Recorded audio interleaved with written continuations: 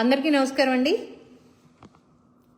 2 రోజుల నుంచి సోషల్ మీడియాలో ఈ టాపిక్ నేను మాట్లాడదామా వద్దా అనుకుంటా, ఎందుకు మాట్లాడే అవతల వ్యక్తిని అంత పెద్దవాళ్ళని చేయడం ఎందుకులే అని చెప్పి నేను ఆలోచించుకుని వద్దులే అనుకుంటున్నాను. కానీ బట్ ఆ మేడం గారు రోజు రోజుకి మితిమీరిపోయి ఆవిడే ఓన్ ఎలివేషన్స్ వేసుకుంటున్నారండి. దాని గురించి కొంచెం మాట్లాడాల్సిన పరిస్థితి వచ్చింది.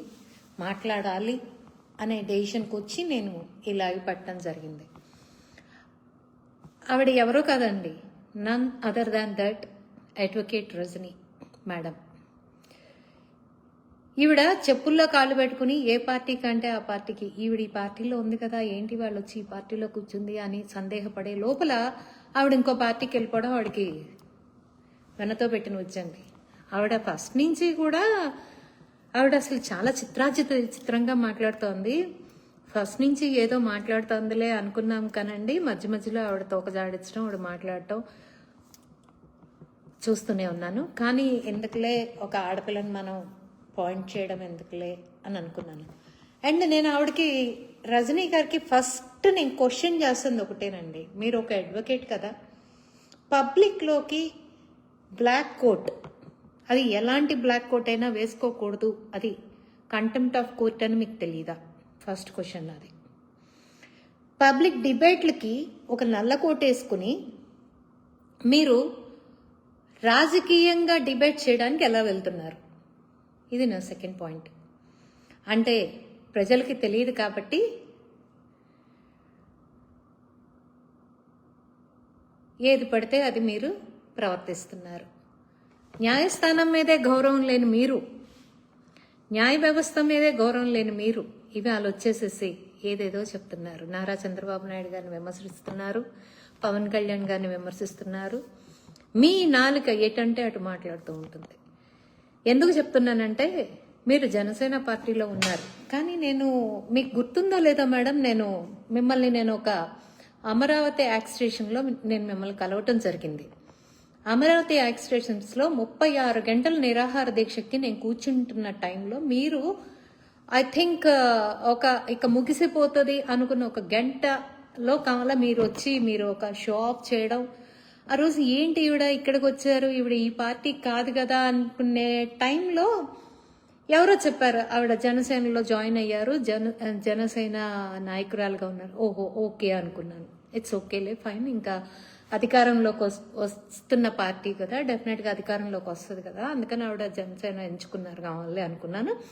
కానీ మీరు ఇంత ఇన్బ్యాలెన్స్డ్గా ఎప్పుడంటే అప్పుడు చెప్పుల్లో కాళ్ళు పెట్టుకుని ఎటంటే అటు పరిగెత్తే వ్యక్తి అని, కానీ ఆల్రెడీ మీకు వైసీపీతో కుమ్మక్కయ్యి ఉన్న వ్యవహారం కానీ నేను ఆ రోజున నా ఊహకు అందలేదండి. బేసిక్గా మీరేంటింటో నిన్నటి నుంచి నేను 2-3 వీడియోలు చూశానండి మీవి,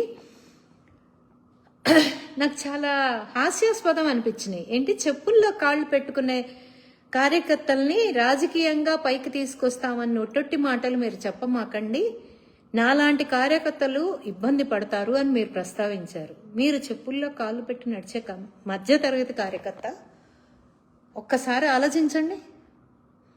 మీ ప్రొటెక్షన్ కోసమే 5-6 ఉంటారు మీ చుట్టూతా. నేను చూసినప్పుడే నాకు తెలుసు. ఇది పబ్లిక్లో ఎవరిని అడిగినా చెప్తారు. 5-6 ఇలా చైన్ లాగా పట్టుకుని మిమ్మల్ని తీసుకెళ్లిన రోజులు ఉన్నాయి. గుర్తెచ్చుకోండి మేడం, మీరు మర్చిపోయారేమో.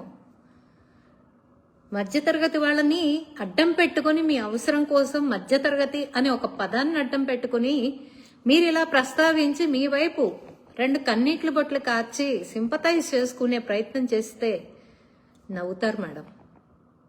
నల్లకోట వేసుకుని ఆ నల్లకోట మీద విలువ లేకుండా చేయమాకండి దయచేసి. వైసీపీ వాళ్ళు మిమ్మల్ని ఏమీ అనలేదు కాబట్టి వైసీపీ నాయకుడు, వైసీపీ పార్టీ చాలా మంచిది. మీరు వాళ్ళతో కుమ్మక్కయ్యారు కాబట్టి మిమ్మల్ని అనలేదని అనుకోవచ్చుగా. Why not? అలా ఎందుకు అనుకోకూడదు? అందరినీ అన్ని వైసీపీ అనేది ట్రోల్ చేయలేదా ఎవరిని? సొంత తల్లిని చెల్లిని పక్క రాష్ట్రానికి పరిగెత్తించిన నాయకుడు వైసీపీ జగన్మోహన్ రెడ్డి. నాయకుడు అనే కన్నా క్రిమినల్. సొంత చెల్లిని నిన్నగాక మొన్న ఆ పంచి ప్రభాకర్ అనేవాడు ఒక అడ్డగాడితే, అమెరికాలో ఉన్న ఒక అడ్డగాడి చేత ఎంత నీచాతి నీచంగా సొంత చెల్లిని ఎంత అసహ్యంగా మాట్లాడిచ్చాడో ఆంధ్ర రాష్ట్ర ప్రజలు మొత్తం చూసారమ్మా. రజనీ గారు మిమ్మల్ని ట్రోల్ చేశారని మీరు బాధపడుతున్నారు. మీ ట్రోలింగ్ కంటెంట్ మిమ్మల్ని ట్రోల్ చేశారంటే మీ బిహేవియరే మిమ్మల్ని ట్రోల్ చేయించింది. మీరు జనసేనలో కూటమిలో ఉన్నానని చెప్పి పలికిచ్చిన ఆ తత్వమే మిమ్మల్ని ట్రోల్ చేయించింది. మీ స్వార్థం కోసం మీరు అడిగిన పదవులు ఇవ్వలేదని చెప్పి మీరు కూటమిని టార్గెట్ చేయడం వల్లే టీడీపీ నాయకులు నోరెత్తి మాట్లాడారు. దాన్ని ట్రోలింగ్ అనుకున్నా మాకు ఎలాంటి అభ్యంతరం లేదు. నిజాలు మాట్లాడితే ఎవరికైనా ట్రోలింగ్ అనే కనిపిస్తుంది. ఒక్కసారి మా టైం లైన్లోకి రండి. ఎంత అసహ్యంగా మాట్లాడతారో, ఎంత జుగుప్సాకరంగా మాట్లాడతారో, ఎలాంటి భాష వాడతారో మా మీద. వైసీపీ వాళ్ళు వైసీపీ పార్టీ నుంచి వెళ్లిపోతే ఏమీ మాట్లాడలేదా? లావు శ్రీకృష్ణదేవరాయలు గారి మీద ఇంత పెద్ద చాట భారతం అంత ప్రెస్ మీట్ పెట్టింది విడుదల రజనీ గారు. మీ కళ్ళకి ఎలా కనిపించలేదో నాకు అర్థం కావట్లేదు. అంతేలే, అవతల పార్టీ స్నేహాలు సన్నిహితాలు ఉన్నప్పుడు ఇలాంటివన్నీ కనిపించవు, ఇలాంటివన్నీ వినిపించవు. దానికోసం లావు శ్రీకృష్ణదేవరాయలు గారు కూడా వివరంగా విడమర్చి మీ జుట్టంతా నా చేతిలో ఉంది, మీరు పిచ్చి పిచ్చి వేషాలు వేస్తే తోలు తీస్తా అనే దాంట్లో ఆ స్థాయిలో లావు శ్రీకృష్ణదేవరాయలు గారు ఒక ప్రెస్ మీట్ ఇవ్వటం కూడా జరిగింది. మీకు మిస్ అయితే మీరు డిబేట్లకు వెళ్తారుగా, యు ఆర్ వెరీ క్లవర్ కదా, మీరు మంచి పాయింట్స్ తీస్తారు కదా, మీరు మిస్ అయితే చెప్పండి. ఆ వీడియోలు మీకు మేము పంపిస్తాం. లావు శ్రీకృష్ణదేవరాయలు గారు ఇచ్చిన కౌంటర్స్ అన్ని మేము పంపిస్తాం. వాసిరెడ్డి పద్మ గారిని ట్రోల్ చేయలేదని చెప్తున్నారు. వాసిరెడ్డి పద్మ గారు అసలు ఆ టీడీపీలోకి వచ్చారా? కండువా కప్పుకున్నారా? మీకు తెలుసా ఏ పార్టీలో ఉన్నారో ఆవిడ? మీరు ప్రొటెక్ట్ చేయాలి అనుకున్న వైసీపీ పార్టీని ప్రొటెక్ట్ చేయడం కోసం టీడీపీ పార్టీ మీద విరుచుకుపడుతున్నాం. అసెంబ్లీలో నారా చంద్రబాబు నాయుడు గారు మాట్లాడిన మాటలు కూడా మాట్లాడారని అబద్ధ ప్రచారాన్ని చేయటానికి తెగబడుతున్నావు. అంటే బాగా పైకి ముట్టిందా, లేకపోతే ఇంకేమన్నా ఒప్పందాలు జరిగాయా? రజనీ గారు, మీరు నరం లేని నాలుగుంది, ఎటైనా మాట్లాడచ్చు, నా కంఫర్ట్ కోసం మాట్లాడతాను అనుకుంటే తిరిగి దాన్ని ఖండించడానికి, తిరిగి ఆ నరం లేని నాలుకకి బుద్ధి చెప్పడానికి ప్రతి ఒక్కళ్ళు ముందుకొస్తారు. గుర్తుపెట్టుకోండి, ఎవరు అంత పిచ్చోళ్ళు లేరు. గుంటూరు నగరం మీద మీకున్న నిబద్ధత ఎంత గొప్పదో మొన్న నిజంగానే చూసాం. బ్యానర్ పెట్టద్దు అని చెప్పిందంట. ఓకే, నేను కూడా అడ్వకేట్గా చేసిందాన్నే, నేను కూడా ఎల్ఎల్బీనే. నేను అడుగుతున్నాను, ఆ బ్యానర్లో ఏం తప్పు ఉంది? ఆ బ్యానర్లో ఏం తప్పు ఉంది చెప్పండి. ఆ బ్యానర్ జోలికి వస్తే అంటే ప్రజలకి నిజాలు తెలియకూడదు అని చెప్పి వైసీపీ బ్యానర్లను చింపేస్తుంటే చింపండయ్యా పర్వాలేదని చెప్పి తెలుగుదేశం వాళ్ళు, కూటమి ప్రభుత్వం జాతగానాలుగా నుంచోవాలి. ఏ చింపడానికి వెళ్ళొద్దని అదే వైసీపీకి మీరు చెప్పుండాల్సింది. అందులో ఉంది నిజమే కదా, సిట్ ఇచ్చిన రిపోర్టే కదా, ఎన్డీడీబీ ఇచ్చిన రిపోర్టే కదా బ్యానర్లో పెట్టారు. ప్రజలు చూస్తే మాత్రం నష్టమేముంది? మీరు తప్పు చేయనప్పుడు, మీకు ఎలాంటి పాపం తెలియనప్పుడు మీరెందుకు భయపడుతున్నారు? అంబట్టి గారు ఇవాళ వైఎస్ జగన్మోహన్ రెడ్డి గారిని వైఎస్ జగన్ గారు అని ఎలా అయితే సంబోధిస్తున్నారో, అలాగే అంబట్టి గారు మీరెందుకు వెళ్ళాలి, మీరెందుకు గొడవ చెయ్యాలి, మీరెందుకు గుంటూరుని అతలాకుతలం చెయ్యాలి, మీరెందుకు గుంటూరు నగరాన్ని ప్రశాంతత లేకుండా చెయ్యాలి అని అంబట్టిని ఒక్క క్వశ్చన్ వేస్తే బాగుండేదేమో లాయర్ మేడం. ఏ ఇలా కూడా చేసి ఉండొచ్చు కదా, నిజాలే కదా ఉన్నాయి. మీ నరం లేని నాలుగు ఎటు మాట్లాడితే అది నిజమైపోతే ఎట్లా? అది నిజం కాదు. నిజాలు ప్రజలకి తెలుసమ్మా. మీరు మీ స్వలాభం కోసం రాజకీయం చేస్తున్నారు. పేమెంట్ అందంగానే మీరు ఇష్టం వచ్చినట్టు మాట్లాడుతున్నారు. కులాల కుంపట్లు పెడుతున్నారు. ముందు మీరు అడ్వకేటా రాజకీయవేత్తా అది నిర్ణయించుకోండి. రాజకీయంగా అయితే అడ్వకేట్గా మీరు ఆ కోర్టు మీరు తీసేయాలి. పబ్లిక్లోకి వచ్చేటప్పుడు కోర్టు వేసుకుని చెప్పి డిబేట్లకు రమ్మని ఏ న్యాయస్థానాలు చెప్పినాయి మీకు? ఎవరు చెప్పారని చెప్పి మీరు ఆ కోర్టు వేసుకుని మీకు అంటే రాజారెడ్డి రాజ్యాంగంలో సొంత రాజ్యాంగం ఉంది కదా అని చెప్పి ఆ రాజ్యాంగానే మీరు కూడా ఫాలో అవుతున్నారా? మీలాగా కోట్లు వేసుకుని ఎంతమంది అడ్వకేట్లు ప్రెస్ మీట్లకు వస్తున్నారు? ఎంతమంది అడ్వకేట్లు డిబేట్లకు వస్తున్నారు? ఏదైనా జీవో ఉందా? మీరు కోర్టు వేసుకుని డిబేట్ చేయొచ్చు అని మీకు ఏమైనా స్పెషల్ జీవో ఏమైనా జగన్మోహన్ రెడ్డి సీఎంగా ఉన్నప్పుడు పాస్ చేశాడా?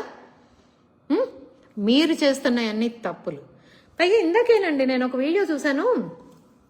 జగన్మోహన్ రెడ్డి గారు సజ్జల గారితో ఒక మాట అన్నారట, అది వీరికి తెలిసిందంట.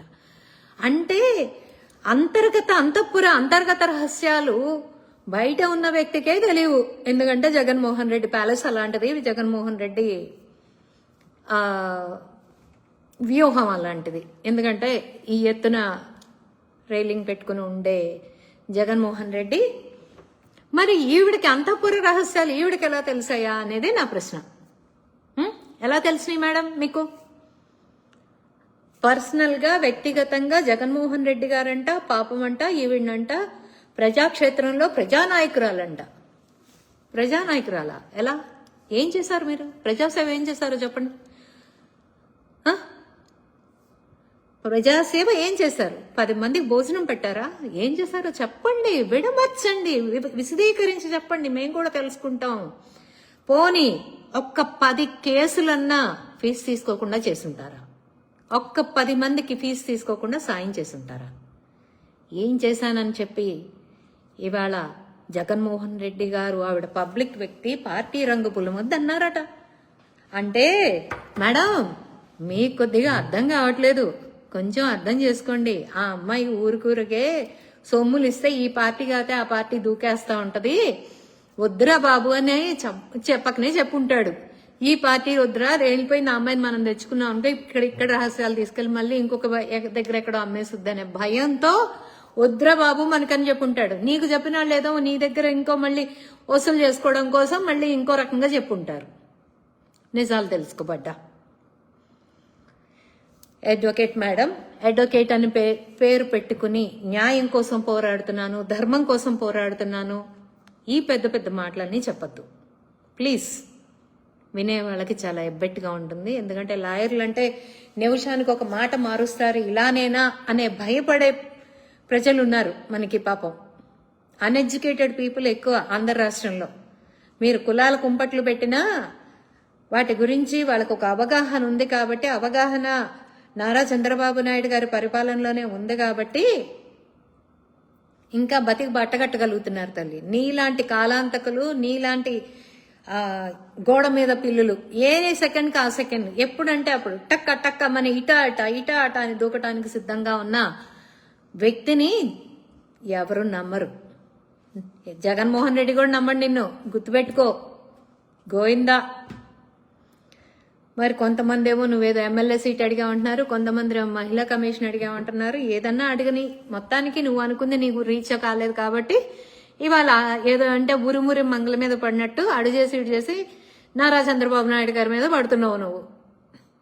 ఏంటో బైబిల్ సంగతి ఏదో అన్నారు, అది ఇది అని అబద్ధాలు సృష్టించి క్రియేట్ చేసి, అంటే నల్ల కోట వేసుకొచ్చి చెబితే ఎవరైనా ఏదైనా నమ్ముతారనైనా నీ ఉద్దేశం ఉందా? నల్ల కోటు తీ. పబ్లిక్ లోకి వచ్చేటప్పుడు ఆ నల్ల కొట్టు తీసి మాట్లాడు. నల్ల కొట్టు వేసుకుని మాట్లాడే హక్కు నీకు లేదు. ఇది ఇండియన్ కాన్స్టిట్యూషన్. ఆ కాన్స్టిట్యూషన్లో నీ కోసం ఏర్పడిందైతే కాదు, ప్రజల కోసం, అందరి కోసం ఏర్పడిన రూల్స్ అవి. ఆ కాన్స్టిట్యూషన్ లా ఎలా ఉందో దాని ప్రకారంగా వెళ్ళాలని నేను వినమ్రంగా కోరుతున్నాను మేడం. మీ ద్వంద్వ వైఖరి, మీ నాటకాలు ఇంకా ఆపితే సంఘంలో, సొసైటీలో మిగిలిన ఇంత అంతో గౌరవం యాజ్ అన్ అడ్వకేట్గా మిగిలిన ఇంత అంత, అంటే పొలిటీషియన్గా అయితే ఎలాగో ఉండదు అనుకోండి, అది వేరే విషయం. యాజ్ అన్ అడ్వకేట్గా ఇంతో అంతో ఎంతో కొంత ఉంటే కనీసం మీ జగనన్న వల్ల ఇబ్బంది పడుతున్న షర్మిల గారి పక్కన ఆవిడ తరపున ఒక కేసు తీసుకుని వాదిస్తావని మనస్ఫూర్తిగా కోరుకుంటున్నాను. ఆవిడకి న్యాయం చేయండి. ఏమిటి మాట్లాడటం? తోడబుట్టినాడు అధికారం కోసం ఒక తోడబుట్టిన దాన్ని ఇంత నీచంగా, అసలు నీచం అంటే నీచం, యాక్టు అని ఊసేంత నీచం. ఇంత నీచాతి నీచంగా మాట్లాడిస్తున్న జగన్మోహన్ రెడ్డి మీద ఒక పబ్లిక్ పిటిషన్ పడేసి దాని మీద ఆవిడ తరపున పోరాడాలని, షర్మిల గారి తల్లి గారి తరపున పోరాడాలని, ఆ పంచి ప్రభాకర్ గారు ఎవడైతే ఉన్నాడో వాడిని ఇండియా తీసుకొచ్చేదాకా నీ పోరాటం సాగాలని మనస్ఫూర్తిగా కోరుకుంటున్నా. ఇంకొకసారి మేడం మా బాబు గారి జోలికి వస్తే మాత్రం మర్యాద ఉండదు. కూటమి జోలికి వస్తే అస్సలు ఊరుకోం. నీ డబల్ గేమ్స్, డబల్ నాటకాలు ఇవన్నీ ఆపాలి. ఇక మీకు అనువుగా నల్ల కోటేసుకుని ఏది పడితే అది చెప్పచ్చు అనుకుంటే మేమే నీ మీద కేసులు వేస్తాం తిరిగి. గుర్తుపెట్టుకో. ఫైనల్ హెచ్చరిక ఇది. గుర్తుపెట్టుకోండి రజనీ మేడం. రోడ్లు ఇందాకేదో ఇంకొక డిబేట్లో మేడం గారు లౌక్యంగా ఏదో రోడ్ల గురించి మాట్లాడారు. మరి గత 5 ఏళ్లలో అంటే 2019 నుంచి 2024లో రోడ్లు నడువులు జారిపోలేదా? బస్ డ్రైవర్లకి నడువులు పోలేదా? ఇప్పుడే పోయాయా? మరి ఆ రోజు నువ్వు రోడ్లే లేదని ఎందుకు అడగలేదమ్మా? Why what happen? What about your voice on that day? నాకు తెలిసి 50% రోడ్లు ఆల్మోస్ట్ కంప్లీట్ అవుతున్నాయి. 1 by 1 ఒక్కొక్కటి చేస్తున్నారని నీకు కూడా తెలుసు. ఇక రాజధాని ప్రాంతంలో అంటావా 33 ఎకరాలను ఇచ్చిన వాళ్ళని డెవలప్ చేయండి, 44,000 ఎకరాల సంగతి తర్వాత చూద్దాం అని చెప్తున్న పెద్ద మనిషి. నీకు ఒకటి చెప్తున్నాను క్లియర్గా, రాసి పెట్టుకో.